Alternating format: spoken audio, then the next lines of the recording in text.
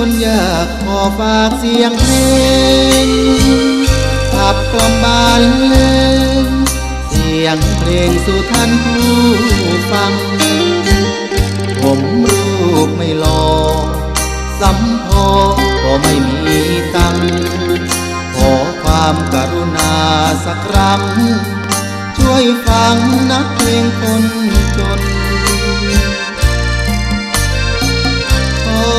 ขอบพระคุณมิตรเพลงทั่วแดนฝากเสียงแฟนได้โปรดพิจารณาดีเจคนซื้อวอนขอความเมตตาฝากเสียงเพลงมามอบให้จากใจดีเจอยากฟังเพลงไหนไม่ขัดใจขอให้โทรบอกดีเจบ้านนอกอย่างผมพอมีความหวังแฟนอยู่ที่ไหนใกล้ๆช่วยเชียร์สักครั้งหากผมเด่นดังได้ดีไม่ลืมพระคุณ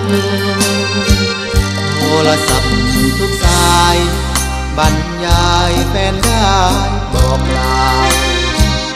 แฟนเพลงหนุ่มสาว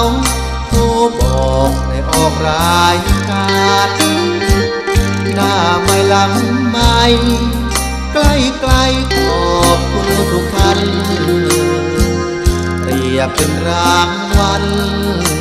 มาลัยคลองใจดีเจ